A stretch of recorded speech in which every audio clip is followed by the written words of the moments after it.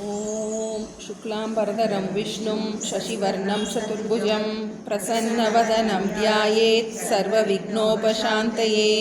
सरस्वती नमस्तुभ्यं वरदे कामरूपिणी। विद्यारम्भं करिष्यामि सिद्धिर्भवतु मे सदा। गुरुर्ब्रह्मा गुरुर्विष्णुः गुरुर्देवो महेश्वरः। गुरुसाक्षात् परब्रह्म तस्मै श्रीगुरवे नमः।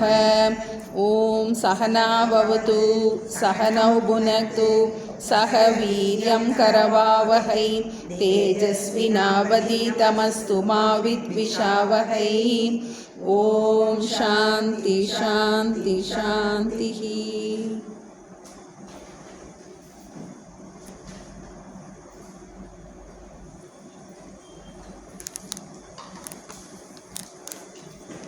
பொன்னில மாதர் ஆசை பொருந்தினர் பொருந்தார் உள்ளம் தன்னில் அந்தரத்தில் ஜீவ சாட்சி மாத்திரமாய் நிற்கும் எந்நிலங்களினும் மிக்க எழுநிலம் அவற்றின் மேலாம் நன்னிலம் அருவும் ஏக நாயகன் பதங்கள் போற்றி ஈன்றளி தளிக்கும் செய்கைக்கு ஏதுவாய் அயனாய் மாதாய் ஆன்ற ஈசனுமாய் தானே அனந்த மூர்த்தியுமாய் நிற்கும் பூன்றமுத்தனுமாய் இந்த புனரியாதவனாய் நாளும் தோன்றிய விமல போத ஸ்வரூபத்தை படிகின்றேனே.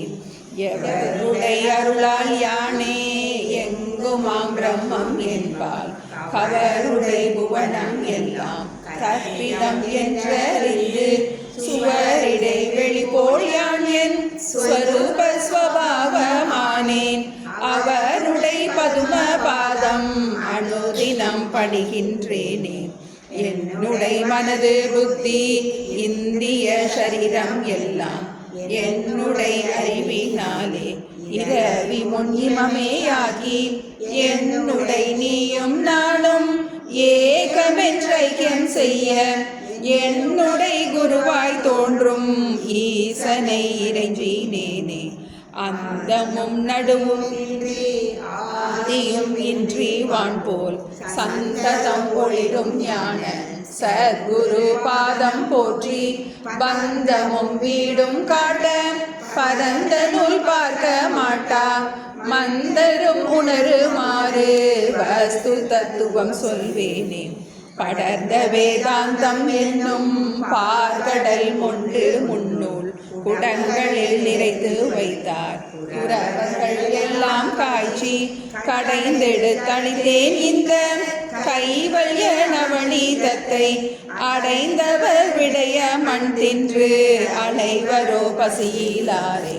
முத்தனை வெங்கடேச முகுந்தனை எனையாட்கொண்ட கர்த்தனை வணங்கி சொல்லும் கைவல்ய நவநீதத்தை தத்துவ விளக்கம் என்றும் சந்தேகம் தெளிதல் என்றும் வைத்திருபடலமாக வகுத்துரை செய்கின்றேனே. வைத்திருபடலமாக வகுத்துரை செய்கின்றேனே. 58வது பாடல். இந்த மாயினால் ஜீவர்க்கு.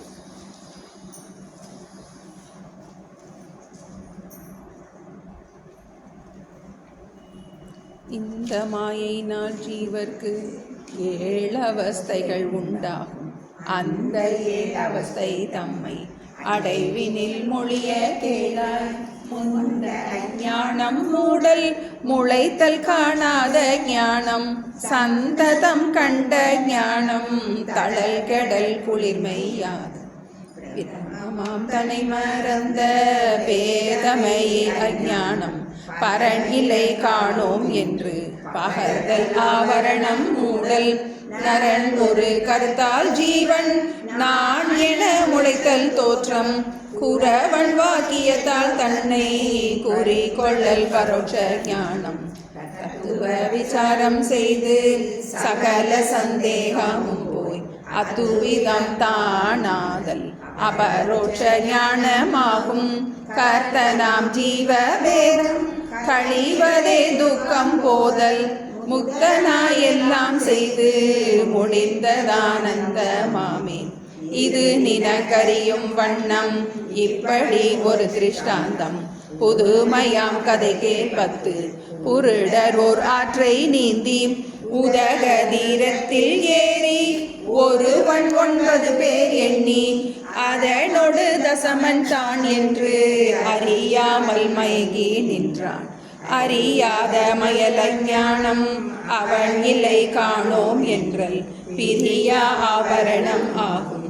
பீழை கொண்டலல் விட்சேபம் நெறியாளன் தசமன் உண்டு நிற்கின்றான் என்ற சொல்லை குறியாக எண்ணி நெஞ்சில் கொள்வது பரோட்ச ஞானம். புண்ணிய பதிகன் பின்னும் பொருடர் 9 தம்மை எண்ணும் நீ தசமன் ஆவை என்னவே தன்னை காணல் கண்ணினில் கண்ட ஞானம் கரைதல் போவது நோய் போதல் திண்ணிய மனதில் ஐயம் தெளிதல் ஆனந்த மாமே.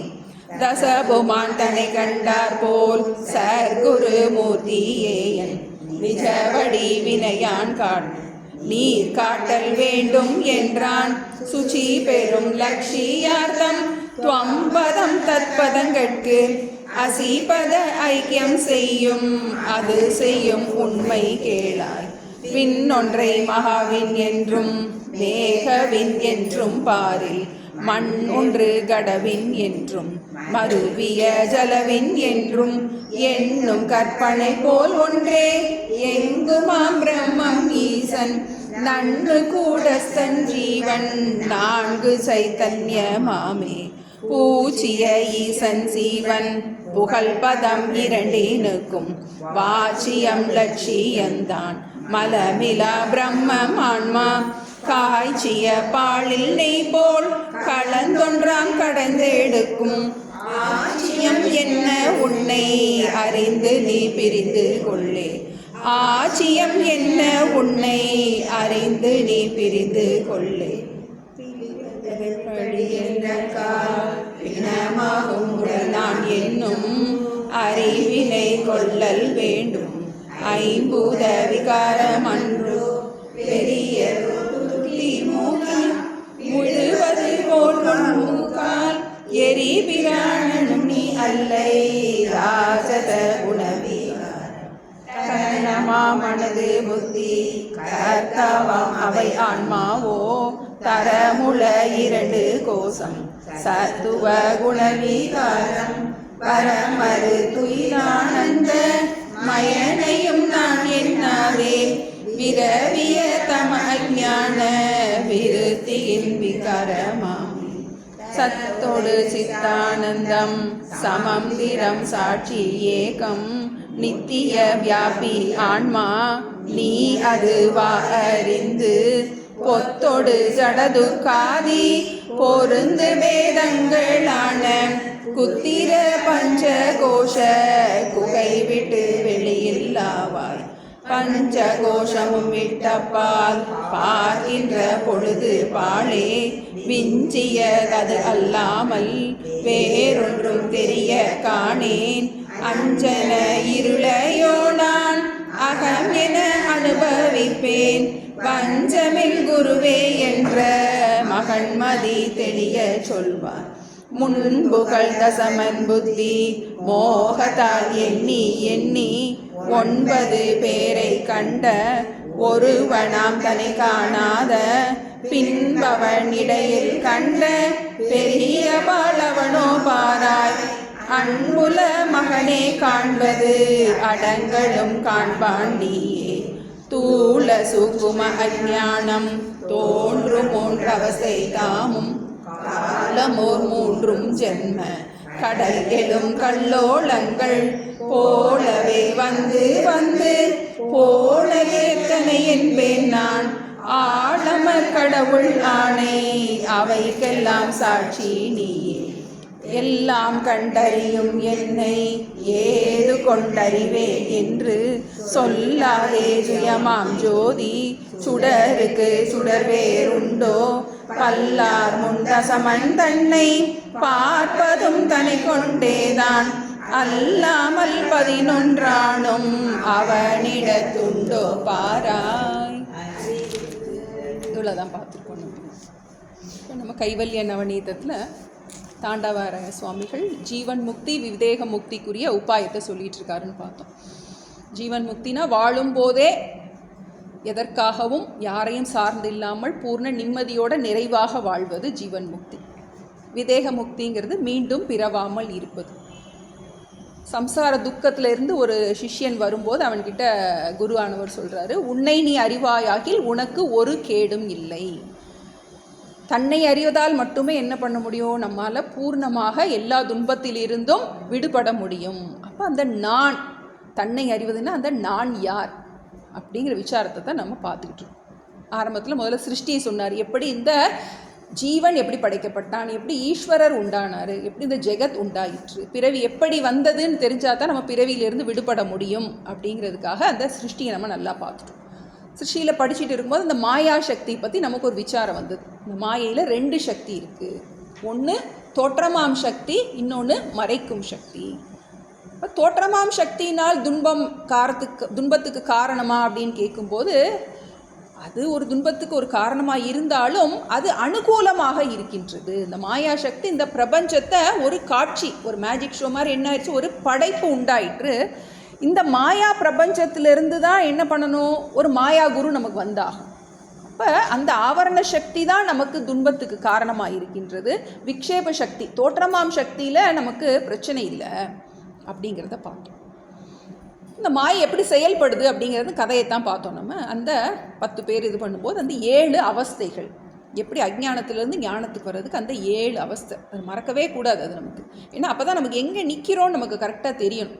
முதல்ல எதுவுமே தெரியாமல் இருந்தோம், கம்ப்ளீட் அஜ்ஞானத்தில் முங்கி இருந்தோம். அப்புறம் பிரமமாம் தனை மறந்த பேதமையே அஜ்ஞானம், பரநிலை காணோம் என பகர்தல் ஆவரணம் மூடல். அஜ்ஞானம் வந்தோடனே என்ன ஆயிடுச்சு, அறிவு மூடப்பட்டுருச்சு. அப்புறம் என்னாச்சு, ஒரு தப்பான அறிவு உண்டாகின்றது. நரன் ஒரு கருத்தால் ஜீவன் நான் என முளைத்தல் தோற்றம். ரொம்ப முக்கியமான இடம், ஏன்னா திரும்ப திரும்ப சொல்லிக்கிட்டே இருக்கேன்னா இந்த இடத்துல நம்ம தப்பு பண்ணுறோம். நரன் ஒரு கருத்தால் ஜீவன் நான் என முளைத்தல் தோற்றம். நான் என்னவா நினச்சிக்கிறேன், என்ன ஜீவனாக நினச்சிக்கிறேன். நான் பிரம்மங்கிறத என்ன ஆயிடுச்சு, மறந்து போயிருக்கு. இப்போ என்ன ஆகுது, அப்புறம் குரு வந்து சொல்கிறாரு, நீ என்ன கிடையாது, இந்த பாராதி பூதம் நீ அல்லை, உன்னிப்பார் இந்திரியம் கரணம் நீ அல்லை, ஆராய் உணர்வு நீ என்றான் அப்படின்னு சொன்னதுக்கப்புறம் குரு சொல்லி கொடுக்குறார். இப்போ பிரம்ம அஸ்தி, முதல்ல என்ன பண்ணுறது, இதுக்கு உடம்புக்கு வேறாக பிரம்மம்னு ஒன்று இருக்குது அப்படின்னு ஃபஸ்ட்டு புரிஞ்சுக்கிறோம். பிரம்ம அஸ்தி. குரு என்ன சொல்கிறாரு, அந்த பிரம்மமாக நீயே இருக்கின்றாய், தத்துவம் அசி, நீ அதுவாக இருக்கின்றாய். பிரம்மம் இருக்கின்றது அப்படிங்கிறதுலேருந்து கொஞ்சம் முன்னேறி என்ன பண்ணுறோம், அந்த குரு சொல்கிறாரு, உபதேச வாக்கியம்னு சொல்கிறோம் நம்ம, நீ அந்த பிரம்மமாக இருக்கின்றாய். இது என்ன சொல்கிறோம், பரோட்ச ஞானம்னு சொல்கிறோம். இன்னும் எனக்கு புரியல, குரு சொல்கிறாரு நீ அந்த பிரம்மமாக இருக்கின்றாய், புரியலையே எனக்கு அப்படிங்கும்போது அதுக்கு உபாயம் சொல்லி கொடுக்குறாய். இப்போ அத்தை நம்ம பார்க்க போகிறோம், எப்படி நான் பிரம்மமாக இருக்கேன். குரு சொல்கிறாரு நீ பிரம்மமாக இருக்கின்றாய்னு ஒரு மெத்தடாலஜி இருக்குது நமக்கு, அதான் பார்த்துட்ருக்கோம். அதுக்கப்புறம் புரிஞ்சதுக்கப்புறம் என்ன சொல்லணும், நம்ம நான் பிரம்மமாக தான் இருக்கேன்னு நம்ம சொல்லணும். அதுக்கு பேர் அபரோக்ஷ ஞானம். இப்போ இதுக்கிடையில தான் நமக்கு மாட்டிக்கிட்டு முழிச்சிட்ருக்கோம். நமக்கு கிடைச்சது பரோட்சமா அபரோக்ஷமா அப்படின்னு என்ன ஆகும், நமக்கு இந்த குழப்பம் இருக்கும். அடுத்து அந்த அவஸ்தையில் என்ன பார்க்குறோம், அபரோக்ஷ ஞானம் வந்துருச்சு அப்படின்னா அடுத்து என்ன, அது துக்கம் போதல், ஆனந்த பிராப்தி தான் நமக்கு இண்டிகேஷன். நமக்கு துக்கம் இருக்குது அப்படின்னா நமக்கு அபரோக்ஷ ஞானம் வரலன்னு அர்த்தம். புரிஞ்சிக்கலாம் நம்ம. இப்போ ஒரு இடத்துல இருட்டு இருக்குது அப்படின்னா அங்கே வெளிச்சம் இல்லை, வெளிச்சம் வந்தால் இருட்டு இருக்கக்கூடாது, நம்ம புரிஞ்சுக்கலாம் நம்ம. இல்லை எனக்கு அபரோக்ஷமாக இருக்குது ஆனால் துக்கமும் இருக்குன்னா இருட்டும் வெளிச்சமும் ஒரே இடத்துல சேர்ந்து இருக்க முடியாது. இப்போ எங்கே தப்பு நடக்குது அதான் அதை நம்ம பார்க்க போகிறோம். நம்ம ஏன்னா நமக்கு நல்லா புரியுது, குரு சொல்லி கொடுக்கும்போதே புரியுது. ஆனாலும் என்ன சொல்கிறோம் நம்ம, எனக்கு துக்கம் இருக்கே அப்படிங்கிறோம். நம்ம துக்கம் இருக்குது அப்படின்னாலே ஞானம் அஜ்ஞானமும் ரெண்டும் சேர்ந்து ஒரே இடத்துல இருக்க முடியாது, ரெண்டும் இருட்டும் வெளிச்சமுங்கிற மாதிரி. இப்போ நமக்கு ஏதோ ஒரு இடத்துல தகராறு இருக்குது. நமக்கு அவன் கேட்குறான், கதை நல்லா புரிஞ்சிச்சு. தசபுமான் தன்னை கண்டார் போல் என் நிஜ வடிவினை யான் காண நீர் காட்டல் வேண்டும் என்றார். கதை நல்லா புரியுது. எனக்கு இது புரிஞ்ச மாதிரி தான் இருக்குது. ஆனாலும் எனக்கு என்ன கிடைக்கணும், அந்த துக்கம் போதல்னு வரணும் இல்லையா? அப்போ அந்த இடத்துல எனக்கு கொஞ்சம் புரிய மாட்டேங்குது. எனக்கு நல்ல தெளிவாக புரிகிற மாதிரி எனக்கு சொல்லி கொடுங்க. ஏன்னா இதுதான் இந்த நூலுடைய முக்கியமான சாரமான இடத்துல இருக்கும். ஏன்னா அந்த நான் யார் அப்படிங்கிறது நமக்கு புரிகிறது மட்டும் இல்லாமல் அவர் என்ன சொல்கிறாரு, பிரிவது எப்படி என்றக்கால் என்ன பண்ணணும், நம்ம இதை உடல் நான் என்னும் அறிவினை கொள்ளல் வேண்டும், ஐம்பூத விகாரம் அன்றோ. அதுக்கு முன்னாடி ஒரு பாட்டு வந்துச்சு நமக்கு, காய்ச்சிய பாலில் நெய் போல் கலந்து ஒன்றாம். எப்படி இருக்குது, இந்த ஆத்மாவும் அனாத்மாவும் ஒன்றா மிக்சப் ஆகி இருக்கு. அதை என்ன பண்ணணும், நீ ஆட்சியம் என்ன உன்னை அறிந்து நீ பிரித்து கொள்ளே. நீ வேலை நிறைய பார்க்கணும். சொல்லி கொடுத்துட்டாரு குரு, சொல்லி கொடுத்துட்டாரு. இன்னும் நீ என்ன பண்ணணும், அதில் மிக்ஸ் பண்ணி இருக்கு. என்ன பண்ணணும், நம்ம பிரித்து எடுக்க வேண்டிய பொறுப்பு. சீனி கடுகு சேர்ந்து சீனி டப்பாவும் கடுகு டப்பாவும் கலந்துருச்சுன்னா என்ன பண்ணணும், நம்ம உட்காந்து பிரித்து யோசிச்சு பாருங்க. அது மாதிரி என்னாச்சு, இந்த ஆத்மாவும் அனாத்மாவும் சேர்ந்து மிக்ஸ் ஆகி மிக்சராக இருக்குது. நம்மக்கிட்ட ரெண்டு நான் இருக்குது. நம்ம பயன்படுத்துறதுல ரெண்டு நான் இருக்குது. அந்த சின்ன நான் ஒன்று இருக்குது, பெரிய நான் ஒன்று இருக்குது.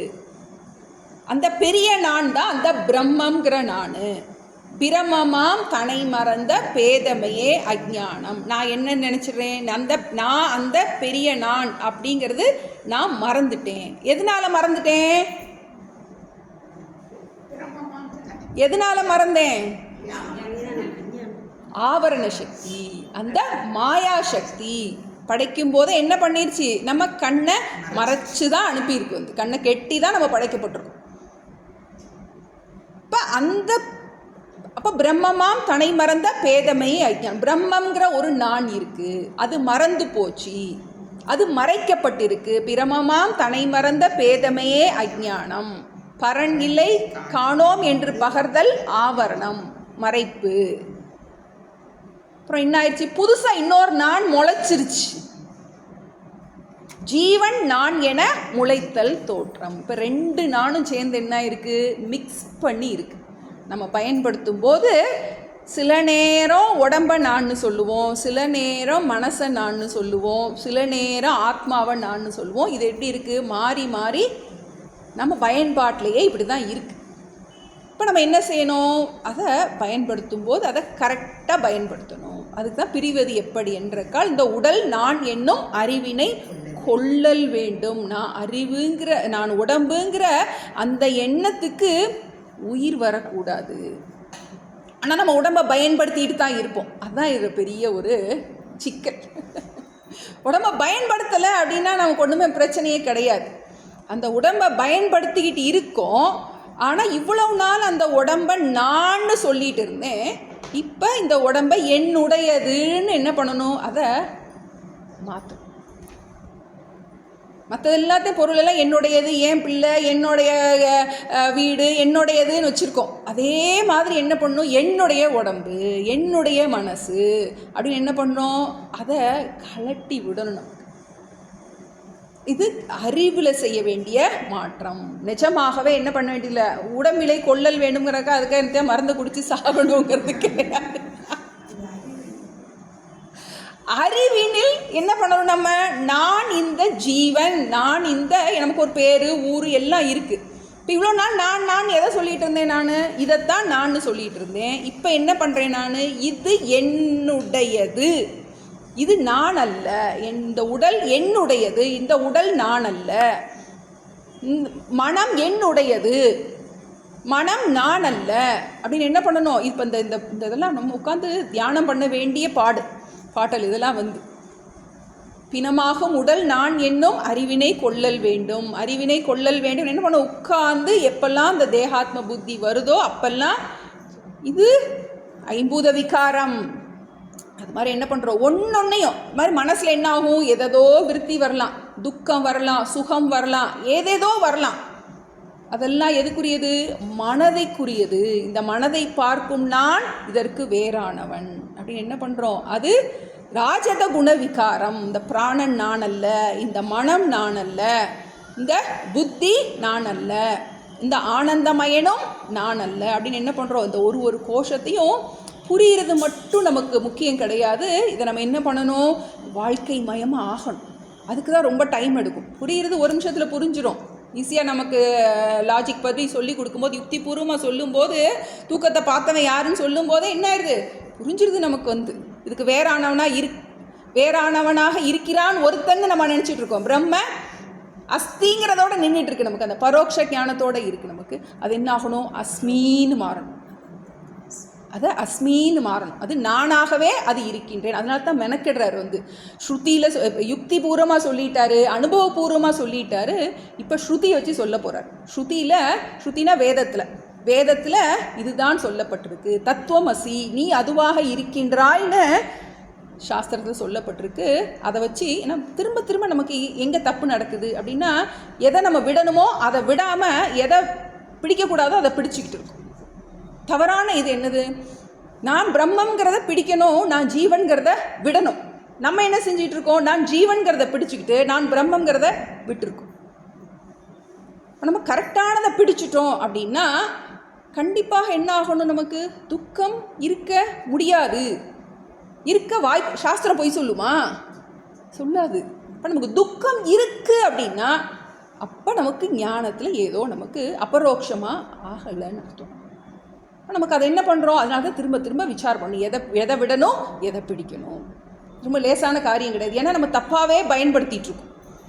தப்பான ஒரு அறிவிலே நம்ம இத்தனை ஜென்மாந்திரமாக நம்ம வாழ்ந்திருக்கோம். உடலையே என்ன பண்ணியிருக்கோம்?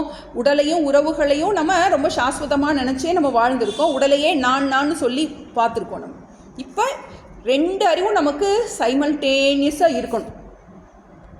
உள்ளுக்குள்ளே நான் பிரம்மங்கிற ஞானம் இருக்கணும். விவகாரம் பண்ணும்போது இந்த உடலை வச்சு தான் விவகாரம் பண்ணுறோம். நான் சாப்பிட்டேன், நான் தூங்கினேன்னு சொல்லி ஆகணும். பிரம்மம், நான் பிரம்மம், இது பிரம்மம் எப்படி சாப்பிடும்லாம் சொல்ல முடியாது நம்ம. அப்போ அதுக்கு தான் நமக்கு டைம் எடுக்கும். நமக்கு புரிஞ்சிட்டாலும் இது நமக்கு ஆழமாக உள்வாங்கிறதுக்கு டைம் எடுக்கும். இப்போ என்ன பார்த்துட்டோம்? நம்ம எதெல்லாம் நீ இல்லைன்னு சொன்னாருன்னு பார்த்தோம். 69வது பாட்டில் முக்கியமானது சத்தொடு சித்தானந்தம், சமம், திரம், சாட்சி, ஏக்கம், நித்தியம், வியாபி, ஆன்மா, நீ யாரு அப்படின்னு சொல்லி கொடுக்குறாரு. 5 கோஷத்தையும் தள்ளியாச்சு. உண்மையிலேயே நான் யார்? ஏன்னா இவ்வளோ நாள் நம்ம இந்த உடம்பையே நான் சொல்லி பழகிட்டோம். இப்போ இதெல்லாம் நான் இல்லை அப்படின்னா நான் எதை நான் சொல்கிறது? நான் சொல்கிறதுக்கு என்ன இருக்குது? ஏன்னா உடம்ப நான் சொல்ல முடியாது, மனசை நான் சொல்ல முடியாது. இதைத்தான் நான் சொல்லிகிட்டு இருந்தேன். இப்போ இதெல்லாம் நான் என்ன நானே சொல்ல முடியாது அப்படின்னா நான் எதை போய் நான் சொல்கிறது அப்படின்னா சொல்கிறார். நீ ஆன்மா, நீ சத்து அப்படின்னு என்ன பண்ணுறோம்? நான் ஆன்மா, நான் சத்து, நான் சித்து, நான் தூய உணர்வாக இருக்கின்றேன், நான் சர்வ வியாபியாக இருக்கின்றேன். இதுதான் உன்னுடைய உண்மையான ஸ்வரூபம். உண்மையில் இதுதான் நீ அப்படிங்கிறத புரிய வைக்கிறார். அதுவாக அறிந்து, அதுவாக நன்றாக புரிந்து கொண்டா மட்டும் போதாது. அடுத்த 2 வரி தான் ரொம்ப ரொம்ப முக்கியமானது. பொத்தொடு சட துக்காதி பொருந்து பேதங்களான குத்திர பஞ்ச கோஷ குகை விட்டு வெளியிலாவ. என்ன பண்ணணும்? நீ புரிஞ்சது மட்டும் போகாது. இது வரைக்கும் நீ தப்பான ஒன்றை நான் பிடிச்சிட்டு இருந்த ஒரு தப்பான அறிவு உன்கிட்ட இருந்தது. அதை விட்டுட்டு என்ன பண்ணி ஆகணும்? வெளியே வந்தாகும். இதுக்கு ரொம்ப டைம் எடுக்கும் நமக்கு. இந்த பொய்யான ஒன்றை நான் இவ்வளோ நாள் என்னுடைய ஆவரண சக்தியின் காரணமாக இந்த உடம்பையே, இந்த 5 கோஷங்களையே நான் சொல்லி பழகியிருக்கேன். இந்த 5 கோஷங்கள் நான் சொல்லி பழகினது மட்டும் இல்லாமல் இந்த 5 கோஷத்தில் இருக்கின்ற எந்த பாதிப்பு வந்தாலும் அது என்னுடையதுன்னு நினைக்க தொடங்கிடு. இந்த உடம்புல ஏதாவது ஒரு துக்கம் வந்தாலோ, மனசில் வந்தாலோ, பிராணனில் வந்தாலோ, அறிவில் வந்தாலோ, அனுபவிக்கிறதுல வந்தாலோ என்ன பண்ணிடுறேன்? நான் அதில் இருக்கிற துக்கத்தை என்னுடையதுன்னு என்ன பண்ணிடுறேன்? நான் தப்பாக நினைக்க தொடங்கி. அந்த அறிவை விட்டுட்டு அந்த குத்திர பஞ்சகோஷ குகை விட்டு வெளியிலாவாய்.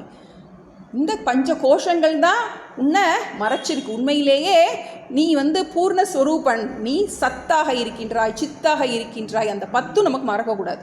இப்போ இந்த அறிவை விட்டு நம்ம வெளியே வந்தாகணும். குத்திர பஞ்ச கோஷ குகை விட்டு வெளியிலாவார்.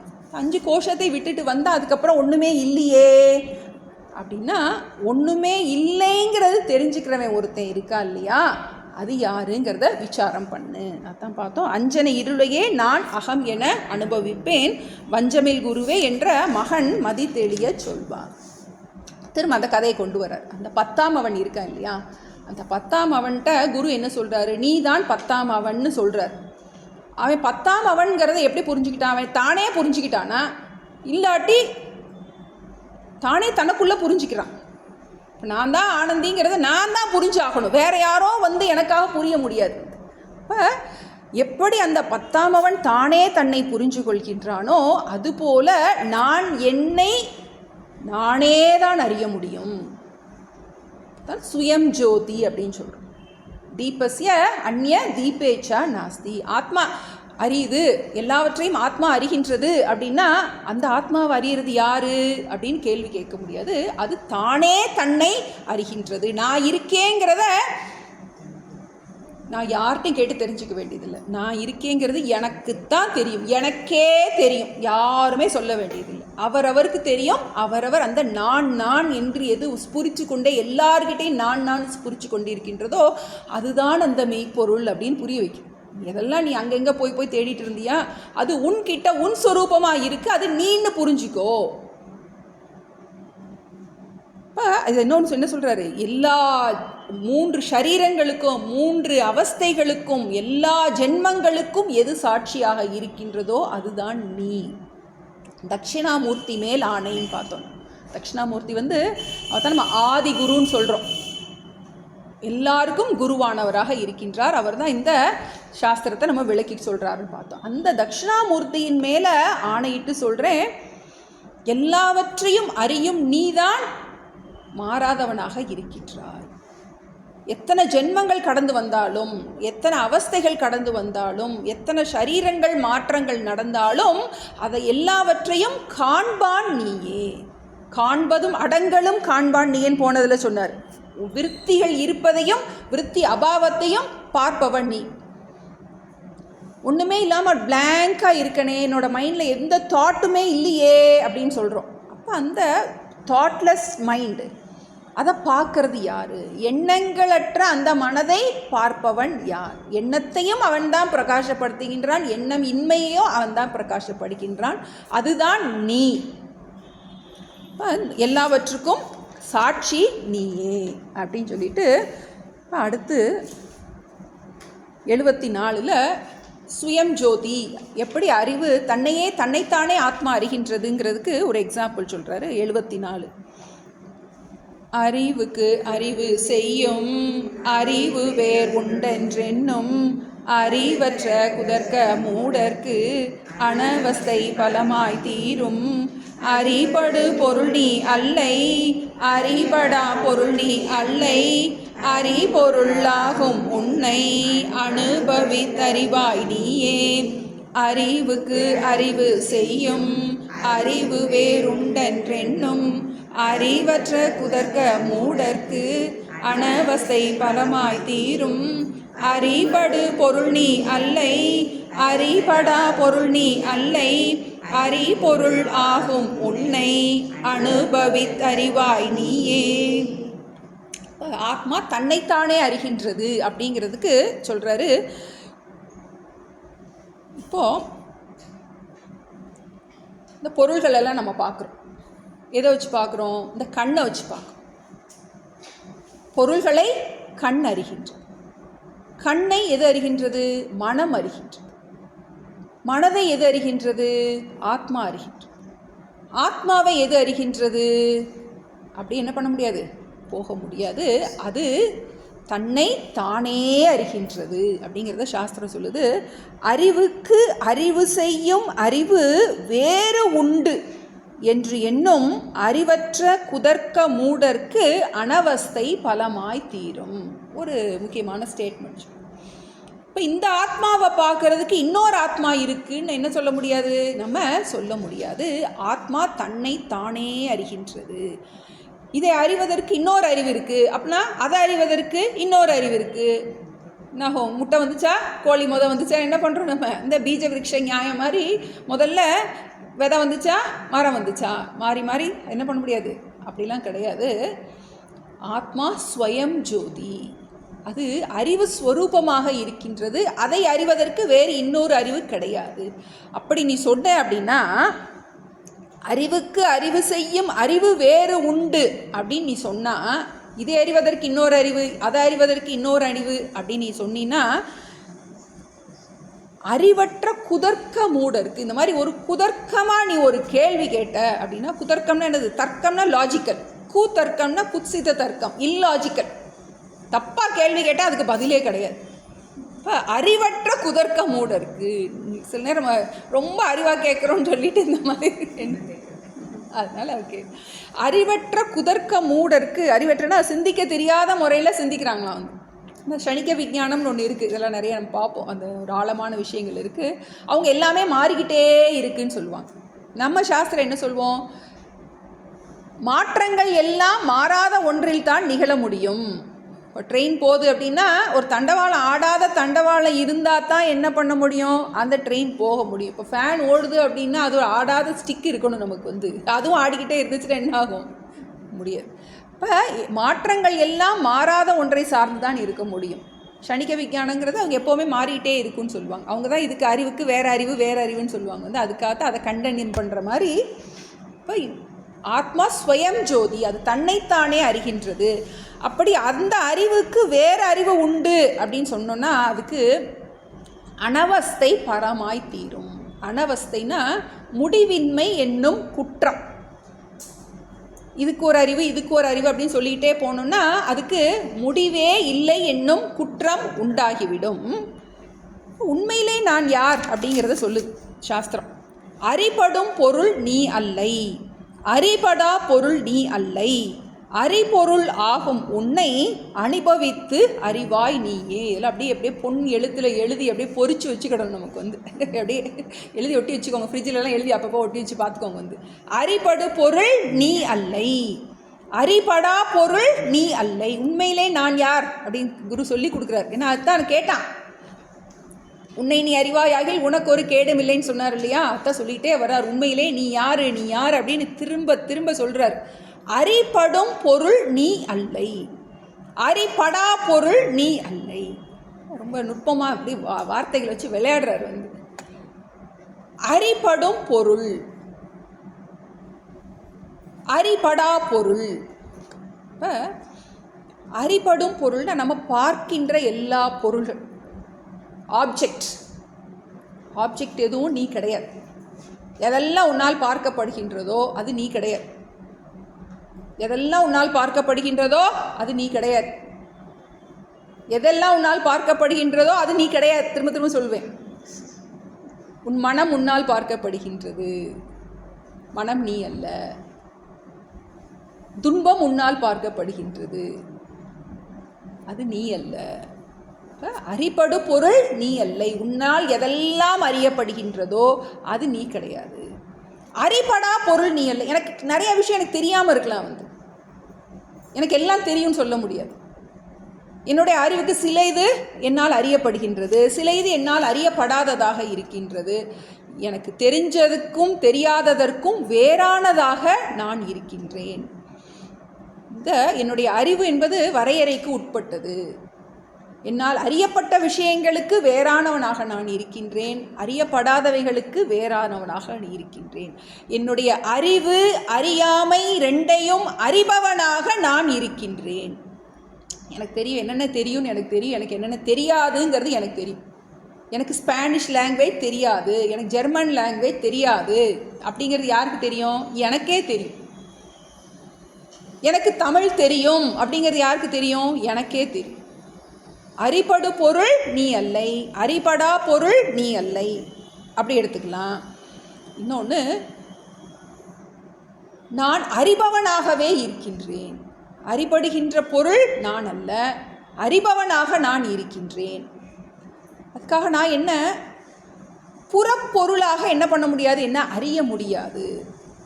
இப்போ நான் இந்த புக்கை பார்க்குறது மாதிரியோ, இந்த ஃபோனை பார்க்குறது மாதிரியோ, இந்த டேபிளை பார்க்குறது மாதிரியோ ஒரு பொருளாக என்னை அறிய முடியாது.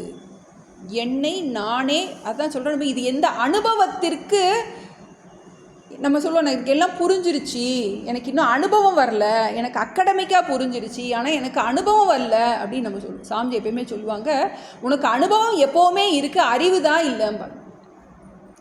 நான்கிற அனுபவம் எனக்கு எப்போவுமே இருக்கின்றது, ஆனால் நான் யாருங்கிறது அந்த அறிவில் தான் நமக்கு மாற்றம் வர வேண்டியிருக்கு.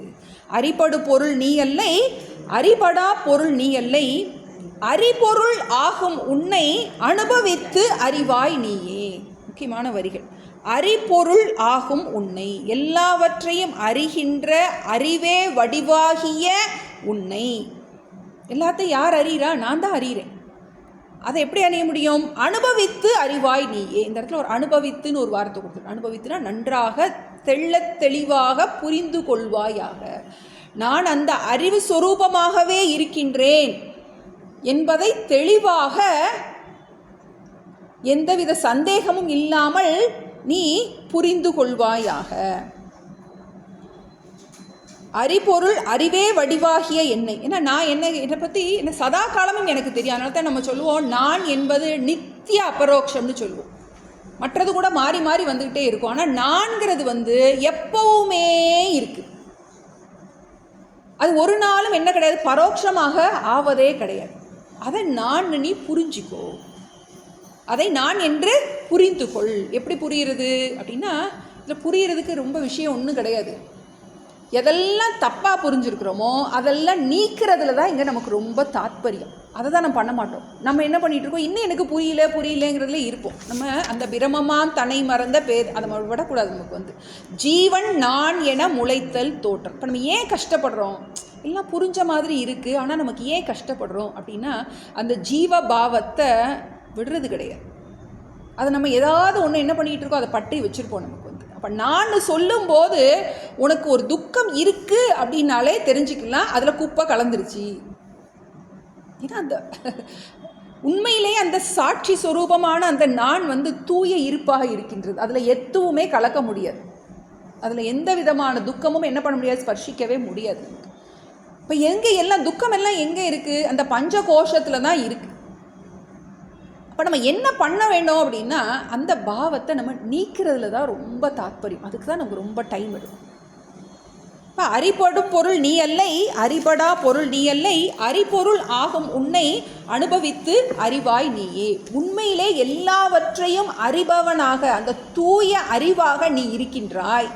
அதை நீ நல்லா புரிஞ்சிக்கோ அப்படின்னு சொன்னோடனே கொஞ்சம் புரியாத மாதிரி இருக்கே அப்படின்னு கொஞ்சம் பாட்டு டஃப்பாக இருக்கிற மாதிரி இருக்கும். உடனே ஒரு எக்ஸாம்பிள் கொடுக்குறார் அடுத்த பாட்டில், இதை நல்லா புரிய வைக்கிறதுக்கு. அனுபவித்து அறிவாய் நீயே, அறிபொருள் ஆகும் உன்னை அனுபவித்து அறிவாய் நீயே. எல்லாவற்றையும் அறியும் அறிவு சொரூபமாக நான் இருக்கின்றேன் குரு சொல்லி கொடுத்துருக்காரு. அப்போ அதை நீ எப்படி புரிஞ்சுக்கிறது அப்படின்னா, அடுத்த பாட்டில் ஒரு எக்ஸாம்பிள் சொல்கிறாரு, புரியும், கண்டிப்பாக புரிஞ்சிடும். மதுரமாம் கட்டி சுட்ட மாபணியாரம் எல்லாம் மதுரம் ஆக்கிய அதற்கு மதுரந்தான் சுவாபம் அன்றோ. அது இது எனும் சடங்கள் அறிவாக அறிவை தந்தே. அது இது இரண்டும் ஆகா அகம் பொருள் அறிவாய் நீயே. மதுரமாம் கட்டி சுட்ட மாபணியாரம் எல்லாம் மதுரம் ஆக்கிய அதற்கு மதுரந்தான் சுவாபம் அன்றோ. அது இது எனும் சடங்கள் அறிவாக அறிவை தந்தே. அது இது இரண்டும் ஆகா அகம் பொருள் அறிவாய் நீயே. உண்மையிலே நீ யார் அப்படிங்கிறதுக்கு நீயே நீயே நீ இது நீ இதுன்னு சொல்லிகிட்டே வர்றார். முதல் 2 வரியில் ஒரு எக்ஸாம்பிள் கொடுக்குறார். நம்ம பணியாரம் சுடுறோம். பணியாரம் சுடும்போது அதில் எப்படி அதில் இனிப்பு வருது? அரிசி மாவில் என்ன பண்ணுறோம், நம்ம அதில் வெல்லம் கலக்கும் போது என்ன அதுக்கு ஒரு இனிப்பு வருது. ஒரு எக்ஸாம்பிள் சொல்கிறார். மதுரமாம் கட்டி சுட்ட பணியாரம். அந்த இனிப்பான அந்த வெள்ளைக்கட்டியை என்ன பண்ணுறோம், அதை காய்ச்சி அதை பணியாரம் பண்ணுறோம். அந்த பணியாரத்துக்கு பணியாரம் எல்லாம் மதுரமாக்கியது. பணியாரம் பூரா எதனால் இனிப்பாக இருக்குது? அந்த வெல்லத்துக்கு. உண்மையிலேயே அந்த மாவில் என்ன கிடையாது? இனிப்பு கிடையாது. ஆனால் சாப்பிடும்போது இப்போ நமக்கு இனிப்பாக இருக்குது. இப்போ இனிப்பு எப்படி வந்துச்சு? அந்த பணியாரத்துக்கு இனிப்பு எப்படி வந்துச்சு? அந்த வெள்ளைக்கெட்டினால் இனிப்பு வந்துச்சு. மதுரம்தான் சுபாவம் அன்றோ? சரி, பணியாரத்தில் அந்த அரிசி மாவுக்கு இனிப்பு வெல்லத்தில் வந்துச்சு. வெல்லத்துக்கு இனிப்பு எப்படி வந்துச்சு? வெல்லத்துக்கு இனிப்பு என்பது ஸ்வபாவம். அது என்ன பண்ண வேண்டியதில்லை. அதுக்கு ஸ்வபாவம்னு எது ஸ்வபாவமோ, இப்போ வெல்லத்தையும் இனிப்பையும் எப்படியாவது பிரித்து கொடுங்கப்பா அப்படின்னு நம்ம சொல்கிறோன்னு வச்சுக்கோங்க. எப்படியாவது யாராவது அதில் இருக்கிற அந்த இனிப்பை மட்டும் ஸ்வீட் சாப்பிடக்கூடாதுங்கிறாங்க அதனால் அந்த வெல்லம் எனக்கு ரொம்ப பிடிக்கும். அதனால எனக்கு அந்த வெல்லத்தில் இருக்க இனிப்பை மட்டும் எடுத்துட்டு கொடுத்தீங்கன்னா நான் நல்லா சாப்பிடுவேன் அப்படின்னு சொன்னால் என்ன பண்ண முடியும்? பைத்தியக்கார ஆஸ்பத்திரியில் கொண்டு விட்டு சுகர் ஃப்ரீ அப்படின்னு அவன் என்னத்தை போடுறான் நமக்கு தெரியாது. அந்த சுகர் ஃப்ரீங்கன்னா அது இனிக்குது. நம்ம இனிப்பை எடுன்னு சொல்கிறோம். நம்ம இப்போ என்ன பண்ண முடியாது? அந்த மதுரமாம் அந்த கட்டி சுட்ட மாப்பணியார மதுரம் ஆக்கியதற்கு மதுரம் தான் சுபாவம் என்றோம். மதுரம் ஆக்கிய அதற்குன்னா எதற்கு? அந்த வெல்லத்துக்கு. எது மதுரம் ஆக்கியதோ அதற்கு. வெல்லங்கிற பேரே கொடுக்கல அவர் அதற்கு அந்த இனிப்பு, அந்த பணியாரத்துக்கு எது இனிப்பை கொடுத்ததோ அதற்கு, அந்த வெல்லத்திற்கு மதுரம்தான் ஸ்வபாவம். அதனுடைய ஸ்வபாவமே என்ன? இனிப்பு தான் ஸ்வபாவம். அது என்ன பண்ணுங்க? இனிப்பை பிரிக்க முடியாது. அதுபோல் இந்த ஆத்மா விஷயத்தில் முதல் திருஷ்டாந்தம் புரிஞ்சிடும் நமக்கு. தாஷ்டாந்தத்தை நம்ம கொஞ்சம் கவனமாக கேட்கணும். அதுபோல் அது இது எனும் ஜடங்கள் அறிவாக அறிவை தந்தே அது இது இரண்டும் ஆகா அகம்பொருள் அறிவாய் நீயே. இப்போ உலகத்தில் ரெண்டு தான் இருக்குது. சாஸ்திரம் 2 தான் இருக்குதுன்னு சொல்லுது. ஒன்று ஆத்மா, ஒன்று அனாத்மா. ஒன்று ஆத்மா, இன்னொன்று அனாத்மா. இப்போ நான் சொல்கிறேன், மற்ற எல்லாத்தையும் அதுதான், அது இதுதான் எல்லாமே. என்னை தவிர எல்லாமே அது இதுதான். அது இது எனும் ஜடங்கள் அறிவாகனா புரியும்படி, அது இருக்குது இது இருக்குது என்ன சொல்கிறேன்? எல்லாத்தையும் அது இருக்குது இது இருக்குன்னு சொல்கிறேன். ஆத்மா அனாத்மா 2 தான் இருக்குது. இன்னொரு பதில் சொல்லணும்னா, பார்ப்பவன் பார்க்கப்படு பொருள் 2 விஷயந்தான் வாழ்க்கையில். திருக் திருஷ்ய விவேகம் அடுத்து படிக்க போகிறோம். நம்ம உலகத்தை 2ஆக பிரிச்சிடும். ஒன்று பார்ப்பவன், இன்னொன்று பார்க்கப்படு பொருள்.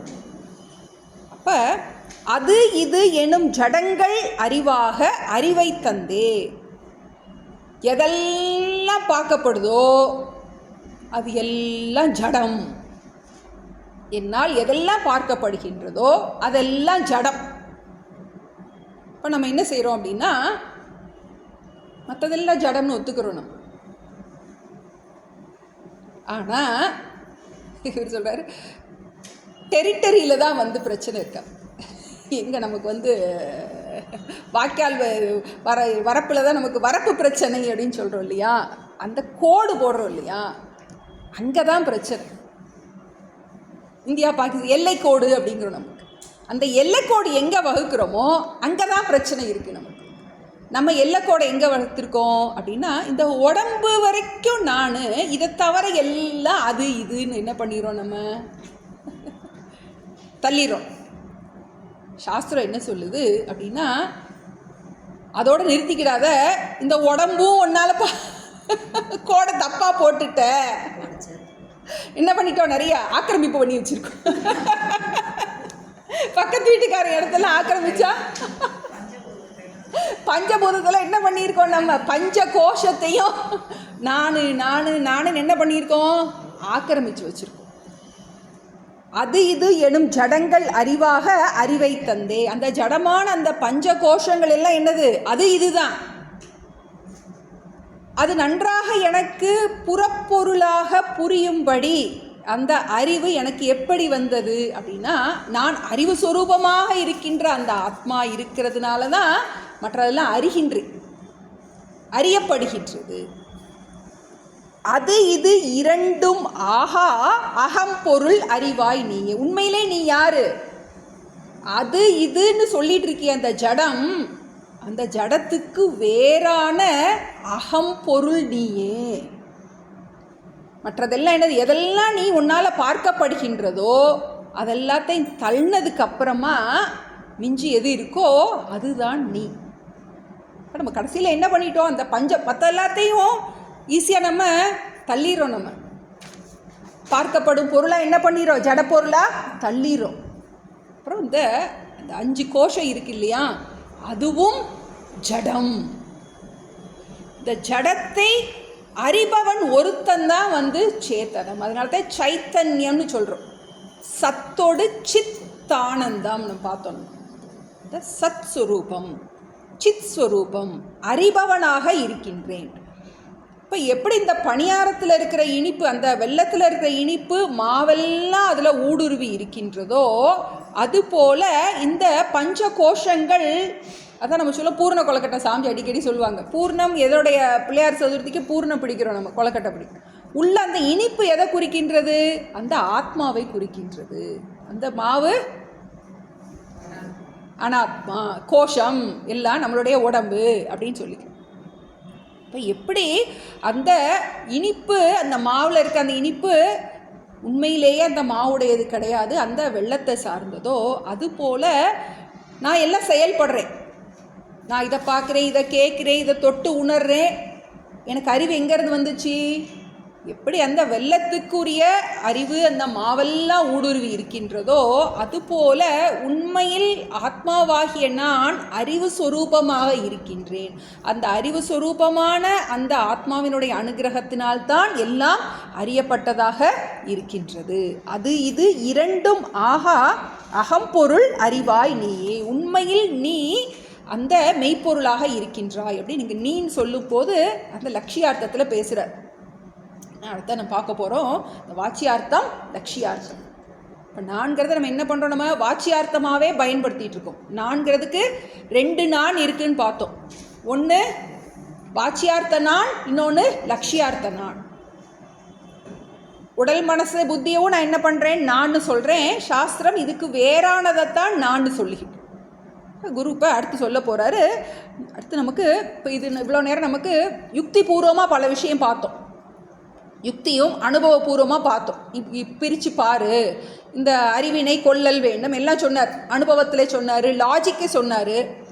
இப்போ நம்ம எதுவுமே ஸ்ருதி சம்மத தர்க்கத்தை தான் நம்ம பயன்படுத்துகிறோம். ஸ்ருதியில் இதை பற்றி என்ன சொல்லப்பட்டிருக்கு, வேதத்தில் அந்த நான்கிறத எப்படி சொல்லியிருக்கு அப்படிங்கிறத நம்ம பார்ப்போம். தத்துவமசி ஏற்கனவே பார்த்தோம். ஏற்கனவே நமக்கு அந்த ஒரு 64வது பாட்டிலேருந்து இது நமக்கு தொடங்கிருச்சு. அங்கே நமக்கு தொடங்கிட்டார். ஏன்னா அவன் கேட்டான், 10ஆம் அவன் எப்படி தன்னை 10ஆம் அவன் புரிஞ்சு கொண்டானோ, தசமுவான் தன்னை கண்டார் போல் சர்க்குரு மூர்த்தியே என் நிஜ வடிவினை யான் காண நீர்காட்டல் வேண்டும் என்றான். அது சொல்லும்போது சுச்சி பெறும் லட்சியார்த்தம் தொம்பதம் தத்பதங்கட்கு அசிப்பத ஐக்கியம் செய்யும் அது செய்யும் உண்மை கேளாய் அப்படின்னு முதல்ல ஒரு ஹெட்லைன்ஸ் மாதிரி நேரம் கொடுத்துட்டு அனுபவத்தை வச்சே பேசினார். அவர் ஸ்ருதியவே கொண்டு வரல. முதல்ல நம்மளுடைய அனுபவத்தில் இருக்கிற விஷயத்தை நமக்கு புரிகிற மாதிரி சொன்னார். பிணமாகும் அறிவினை கொள்ளல் வேண்டும், 5 கோஷத்தை நிஷேதம் பண்ணி நான்கிறத புரிய வச்சார். நம்மளுடைய அனுபவத்துக்கு புரிகிறது மாதிரி 5 கோஷத்தை நிஷேதம் பண்ணி அந்த நான்கிறத புரிய வச்சார். இப்போ இந்த ஸ்ருதி வாக்கியத்தை எடுத்து அந்த தத்துவமசிங்கிற அந்த மகா வாக்கிய விசாரம் பண்ண போகிறோம். மகா வாக்கியம் அப்படின்னா பெரிய வாக்கியம் கிடையாதுன்னு பார்த்தோம். நம்ம இருக்கிறதுல ரொம்ப குட்டியான வாக்கியம். என்னது, அணு ரொம்ப குட்டின்னு சொல்கிறோம், ஆனால் அதுக்கு அவ்வளவு பவர் இருக்குது. அது மாதிரி ஒரு சின்ன விஷயம், சின்ன வாக்கியம்தான். எதெல்லாம் ஜீவ பிரம்ம ஐக்கியத்தை சொல்லுகின்றதோ அதெல்லாம் மகா வாக்கியம்னு சாஸ்திரம் சொல்லப்பட்டிருக்கு. இந்த ஜீவனுக்கும் இந்த மெய்ப்பொருளுக்கும் எனக்கும் உள்ள தொடர்பு, அந்த ஸ்வரூபத்தை புரிய வைக்கிறதுக்கு பேர் மகா வாக்கியம்னு பேர். இப்போ என்ன சொன்னார்? சுச்சி பெறும் லட்சியார்த்தம் துவம்பதம் தத்பதங்களுக்கு அசிப்பத ஐக்கியம் செய்யும் அது செய்யும் உண்மை கேளாய். ஒரு லட்சியார்த்தம்னு ஒரு பதம் பார்த்தோம். அதை அடிப்படையில் இனி அடுத்த பாட்டில் ஆழமாக இனிமேல் அதை பற்றி படிக்க போகிறோம். நம்ம தத்துவமசி அப்படிங்கிற அந்த மகா வாக்கியத்தை பார்க்க போகிறோம். 76. இந்த நீ துவம்பதத்தின் லட்சிய பொருளாம் என்றும் பந்தமில் பிரம்மமே தற்பதந்தனில் லட்சியார்த்தம் அந்தமாம் ஜீவன் ஈசன் அவர்களே வாச்சியார்த்தம் சந்ததம் வேதம் ஆவான் தமக்கைக்கியம் கூடாதே. இந்த நீ துவம்பதத்தின் லட்சிய பொருளாம் என்றும் பந்தமில் பிரம்மமே தற்பதந்தனில் லட்சியார்த்தம் அந்தமாம் ஜீவன் ஈசன் அவர்களே வாச்சி ஆர்த்தம் சந்ததம் வேதம் ஆவார் தமக்கு ஐக்கியம் கூடாதே. இப்போ இந்த மகா வாக்கியம் உபதேச மகா வாக்கியம்னு சொல்லப்பட்டிருக்கு. இது சாந்தோக்கிய உபநிஷத்தில் இருக்குது. தத்துவம் அசி, சம்ஸ்கிருதத்தில் தத் துவம் அசி. தத்துனா அந்த பரம்பொருள், துவம்னா நீ, அசினா இருக்கிறாய், நீ அந்த பரம்பொருளாகவே இருக்கின்றாய் அப்படிங்கிறத மேலான மகா வாக்கியம் பார்க்குறோம். நம்ம இதுக்கு சபரிமலைக்கு போகிறாங்க, போய் அங்கே பகவானை தரிசனம் பண்ணும்போது அவர் சின்முத்திரையோடு உட்காந்து இப்படி இருக்கார். தத்துவமசிங்கிற அந்த உபதேச வாக்கியம் அங்கே எழுதப்பட்டிருக்குன்னு சொல்கிறாங்க. இப்போ ரொம்ப ஆழமான விஷயம் இது. நீ அந்த மெய்ப்பொருளாக இருக்கின்றாய் அப்படின்னு ஒரு முக்கியமான ஒரு உபதேசம் சாந்தோக்கிய உபநிஷத்தில் உத்தாலகருங்கிற மகரிஷி தன்னுடைய மகனான சிஷ்யனான ஸ்வேதகேதுக்கு 9 தடவை சொல்கிறேன். நீ அதுவாக இருக்கின்றாய், நீ அதுவாக இருக்கின்றாய்ன்னு 9 தடவை திரும்ப திரும்ப சொல்கிறேன். இப்போ சாஸ்திரம் முதல்ல நமக்கு இறைவனை அறிமுகப்படுத்திடுச்சு. அவர் எப்படி அறிமுகப்படுத்துச்சு? அவர் சர்வசக்திமானாக இருக்கார், அவர் எல்லாம் அறிந்தவராக இருக்கார், அவர் தான் சிருஷ்டிகர்த்தாவாக இருக்கின்றார். இந்த மாதிரி பலவிதமான அவரை பற்றி நம்ம பூஜிக்கக்கூடியவராக இருக்கின்றார். இப்படியெல்லாம் நமக்கு சாஸ்திரம் சொல்லியிருக்கு. இப்போ அதே சாஸ்திரம் என்ன சொல்லுதுன்னா, ஒரு டைமென்ஷனில் சொல்லுது, ஒரு பார்வை. அந்த இறைவன் உனக்கு வேறானவனாக இல்லை அப்படின்னு ஒரு ஆழமான விஷயத்தை நமக்கு சொல்லு. இந்த இடத்துல நம்ம கரெக்டாக புரிஞ்சுக்கணும், தப்பாக புரிஞ்சிக்கக்கூடாது. இப்போ நம்ம எப்படி எந்த கோணத்தில் நம்ம சொல்கிறோம், அதனால தான் நம்ம 2 விதமான அர்த்தங்கள் இருக்குது. வாச்சியார்த்தம், லட்சியார்த்தம். வாச்சியார்த்தம்னா என்னது? மேலெழுந்த வாணி அந்த சொற்பொருள். எக்ஸாம்பிள் பார்த்தோம், சுட சுட பேசினார் அப்படின்னா என்ன அர்த்தம்? கோமா பேசினான்னு அர்த்தம். நிஜமாவே சுட்டு சீ கிடையாது. சுட சுட பேசினா கோமா, அதுக்கு ஒரு குறிப்பு பொருள் இருக்குது. இப்போ வாச்சியார்த்தம்ங்கிறது மேலிருந்த வாணிய சொற்பொருள், லட்சியார்த்தம்ங்கிறது அதனுடைய உட்பொருள்னு பார்த்தோம். இப்போ இறைவன் ஜீவன் சொல்லும்போது 2 பேருக்குமே ஒரு வாச்சியார்த்தம் ஒன்று இருக்குது, லட்சியார்த்தம் ஒன்று இருக்குது. வாச்சியார்த்தம், லட்சியார்த்தம்.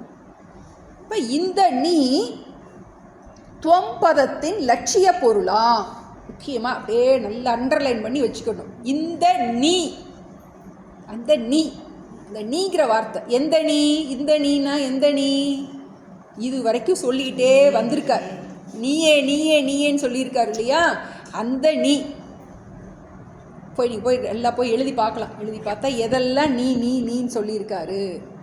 அறிவினை கொள்ளல் வேண்டும், அதெல்லாம் எல்லாத்தையும் நம்ம எடுத்து பார்க்கணும். எதெல்லாம் நான் இல்லை, பொத்தொடு சட துக்காதி பொருந்து பேதங்களான குத்திர பஞ்ச கோஷ விட்டு குகை விட்டு வெளியில் ஆவாய். அதை வெளியே தள்ளிட்டு, அந்த குப்பையெல்லாம் தள்ளிட்டு, எந்த குப்பை? அந்த 5 கோஷங்கிற குப்பையெல்லாம் என்ன பண்ணிட்டு, அந்த மறைப்பு, அந்த திரையெல்லாத்தையும் தள்ளிட்டு, சத்தொடு சித்த ஆனந்தம் சமம் தீரம் சாட்சி ஏக்கம் நித்தியம் வியாபி ஆன்மா நீ அதுவாக அறிந்து, அந்த நீ இந்த பஞ்சகோஷங்கிற அந்த மலம் நம்ம ஏற்கனவே ஒருக்க பார்த்தோம். அதில் சொல்லுவார், சுச்சி பெறும்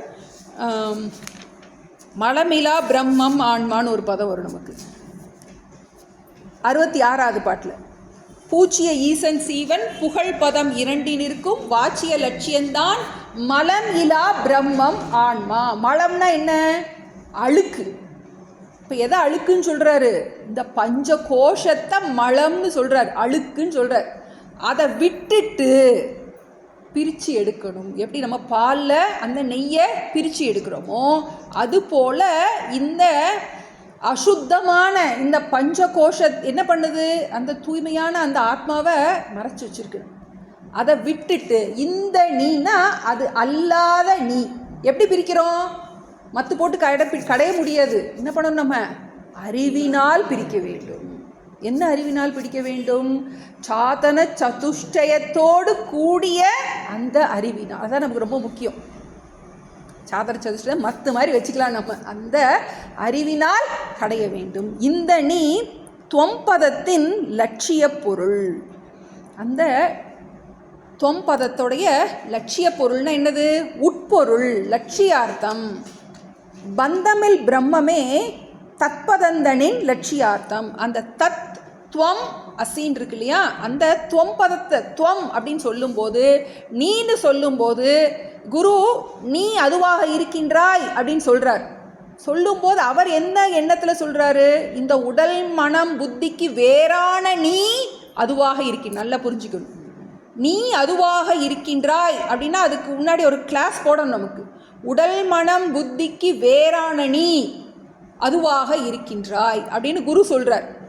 நம்ம புரியும் போது நம்ம எப்படி புரிஞ்சுக்கணும்? உடல் மனம் புத்திக்கு வேறான நான் அப்படின்னு என்ன பண்ணணும்? நம்மளும் அதை பிரித்து புரிஞ்சுக்கணும்.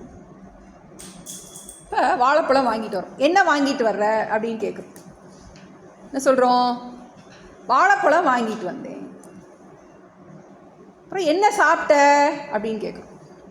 வாழைப்பழம் சாப்பிட்டேன் அப்படிங்கிற. வாழைப்பழம் வாங்கிட்டு வந்தோம். எப்படி சாப்பிட்டோம்? தோலை விட்டுட்டு சாப்பிட்டோம். தோலோடைய சாப்பிட்டோம். வாழைப்பழம் சாப்பிட்டேன்னு சொல்லும் போதே என்ன புரிஞ்சுக்கிறோம்? தோல் இல்லாமல் தான் சாப்பிட்டோம். வாழைப்பழம் வாங்கிட்டு வரும்போது தோலோட வாழைப்பழம் வாங்கிட்டு வந்து என்ன சொல்கிறோம்? பெண்ணாது நமக்கு அந்த லட்சியார்த்தம் நம்ம புரிஞ்சுக்கிறோம். வாழைப்பழம் கடலை சாப்பிட்டேன்னு என்ன அர்த்தம்? கடலை உரிச்சு சாப்பிட்டேன்னு அர்த்தம். அது புரியுது. அதான் நமக்கு லட்சியார்த்தம். சாப்பிடும்போது என்ன பண்ணுறோம்? எதை எடுத்துக்கணுமோ அதை மட்டும் எடுத்துட்டு, எதை தள்ளணுமோ அதை தள்ளி புரிஞ்சுக்கிறோம். எப்படி புரிஞ்சுக்கிறோம்? கடலை மட்டும் சாப்பிட்டேன், தோலை விட்டுட்டு கடலை மட்டும் சாப்பிட்டேன்னு சொல்ல மாட்டோம். கடலை சாப்பிட்டேன், வாழைப்பழம் சாப்பிட்டேன்னா தோல் இல்லாமல் சாப்பிட்டேன்னு அண்டர்ஸ்டுட். அது மாதிரி நீ அதுவாக இருக்கின்றாய் அப்படின்னா எப்படி தோல் இருக்கோ அந்த அது மாதிரி என்ன இருக்குது? 5 கோஷம் இருக்குது நமக்கு. இப்போ குரு சொல்லும்போது நீ அதுவாக இருக்கின்றாய்னா இந்த 5 கோஷத்துக்கு வேறான நீ அந்த மெய்ப்பொருளாக இருக்கின்றாய் அப்படின்னு சொல்கிறோம். அதான் லட்சியார்த்தம். இப்போ நம்ம மனசில் என்ன பதிஞ்சு வச்சுக்கணும்? குரு என்னன்னு சொல்கிறாரு? அந்த 5 கோஷத்துக்கு வேறான நான் அதுவாக இருக்கின்றேன். இப்போ நமக்கு அது ஆழமாக நமக்கு பதியணும். இப்போ நான் சொல்லும்போது அந்த தோளோடு சேர்ந்து வாழைப்பழம், திரும்ப நமக்கு அந்த கடலை மாவு இது மாதிரி ஞாபகம் இருக்குன்னு நமக்கு வந்து நான் சொல்லும்போது என்ன இருக்குது? அதில் தோலும் சேர்ந்து இருக்குது. கோஷம்னு சொன்னேன் ஏதோ மாதிரி இருக்குது. வந்து தோலுன்னு சொன்னால் கொஞ்சம் புரிஞ்ச மாதிரி இருக்குது. அப்போ என்ன இருக்குது? அதோட சேர்ந்து இருக்குது. அதை என்ன பண்ணுறோம்? புரிஞ்சுக்கிறோம். வாழைப்பழம் சாப்பிட்டேங்கும் போது புரிஞ்சுக்கிறோம். தோல் இல்லாத அதுதான் சாப்பிட முடியும். அதுபோல் நான் சொல்லும்போது, குரு சொல்லும்போது அந்த 5 கோஷத்துக்கு வேறான நானை சொல்கிறாரு. அதுதான் லட்சியார்த்தத்தில் சொல்கிறாரு. நம்மளும் அதை லட்சியார்த்தமாக புரிஞ்சுக்கிடணும். அதே மாதிரி தான் இறைவன் சொல்லும் போதும் அவர்கிட்டையும் 2 அர்த்தம் இருக்குது. ஒன்று லட்சியார்த்தமாக இறைவனை சொல்கிறோம், வாச்சியார்த்தமாகவும் சொல்கிறோம் அப்படிங்கிறது ஆழமான விஷயம். நம்ம இன்னும் அடுத்த கிளாஸில் பார்ப்போம். நம்ம இது வரைக்கும் இப்போ தொம்பதத்தோட முடிச்சிருக்கோம். அடுத்து நம்ம தத்பதத்துக்கு அடுத்த கிளாஸில் பார்ப்போம். இதை மறக்கக்கூடாது. எந்த நானை சாஸ்திரம் சொல்லுது? ஏன் நமக்கு அதுதான் நமக்கு முக்கியமாக. உன்னை நீ அறிவாயாகில் உனக்கு ஒரு கேடும் இல்லைன்னு சொல்கிறாரு. இப்போ நான் என்ன எதுவாக அறியணும்? நான் அந்த 5 கோஷத்திற்கும் வேறான நானாக இருக்கின்றேன். அப்போ 2 நாளும் நமக்கு பயன்பாட்டில் இருந்துக்கிட்டே தான் இருக்கும். இப்போ என்ன பண்ணுறோம், நம்ம எப்போ எதை எடுத்துக்கணும்? இப்போ ஒருத்தர் நம்மளை பற்றி ஒரு கமெண்ட் பண்ணுறாங்க அப்படின்னா அது எதை சேர்ந்தது, நமக்கு துக்கம் இருக்குன்னா அது எதை சேர்ந்தது அப்படிங்கிறத நம்ம பிரித்து எப்பவும் எதில் இருக்கணும்? சத்தோடு சித்தானந்தம் சமம் திரம் சாட்சி ஏக்கம் நித்தியம் வியாபி ஆன்மா நான் என்று அறிந்து. குரு நீன்னு சொல்லி கொடுக்குறாரு. நம்ம என்ன பண்ணோம், அதை நான் புரிய என்ன பண்ணோம், நமக்கு விடாமல் நம்ம அபியாசம் பண்ண என்ன ஆகணும் அப்படின்னா ஞானம் புரிஞ்சிடும் நமக்கு. நம்ம எங்கே தப்பு பண்ணுறோம் அப்படின்னா அந்த ஜீவன் நான் என முளைச்சிருக்கு இல்லையா, அதை தான் நம்ம விட மாட்டேங்கிறோம். அந்த ஜீவாத்ம புத்தி என்ன பண்ண முடியல, நம்மளால் விட முடியல நமக்கு. ஏன்னா அதையே பயன்படுத்தி பழகிட்டதுனால நான் என்ன உடம்பாவே நினச்சிக்கிட்டே இருக்கேன். இப்போ அந்த 5 கோஷத்துலேயும் இருக்கின்ற அந்த அபிமானத்தை ஒன்றொன்னாக விட்டு குத்திர பஞ்ச கோஷ குகை விட்டு வெளியில் ஆவாய். நமக்கு கைவல்ய கணபதி நமக்கு எல்லாருக்கும் இந்த நிஷ்டை பரிபூர்ணமாக நமக்கு கிடைக்கணும். நமக்கு பரிபூர்ண துக்க நிவர்த்தியும் அந்த ஆனந்த பிராப்தி அது நமக்கு கண்டிப்பாக கிடைக்கணும். அதுக்கு அந்த அபரோக்ஷ ஞானம் அதை நான் நம்ம குரு சொல்லிடுறாரு, நீ அதுவாக இருக்கின்றாய் சொல்லிடுறாரு. நம்ம அதை எடுத்துக்க மாட்டேங்கிறோம். அதாங்க தான் நான் என்ன பண்ணுறேன், பழையதை விட முடியாமல் நான் அதை விடாமல் வச்சுக்கிட்டு இருக்கேன். நமக்கு அதுக்கு மனோபலம் அதிகமாக வேணும். சாதன சதுஷ்டயம் நமக்கு பூர்ணமாக வரணும். கிளாஸ் கேட்க என்ன ஆகும்னா நம்மக்கிட்ட கரெக்ஷன் வந்துக்கிட்டே இருக்கும். நம்மளை திருஷ்டமாக பார்க்க முடியும். நம்ம அடுத்த கிளாஸில் பார்ப்போம். ஐயனே எனது உள்ளே நின்று அனந்த ஜென்மங்கள் ஆண்ட மெய்யனே உபதேசிக்க வெளிவந்த குருவே போற்றி. உய்யவே முக்தி நல்கும் உதவிகோர் உதவி நாயேன் செய்யுமார் ஒன்றும் காணேன் திருவடி போற்றி போற்றி. செய்யுமார் ஒன்றும் காணேன் திருவடி போற்றி போற்றி. ஓம் பூர்ணமத பூர்ணமிதம் பூர்ணாத் பூர்ணமுதச்யதே பூர்ணஸ்ய பூர்ணமாதாய பூர்ணமேவாவசிஷ்யதே. ஓம் சாந்தி சாந்தி சாந்தி. ஹரிஹி ஓம். ஸ்ரீ குருப்யோ நமஹ.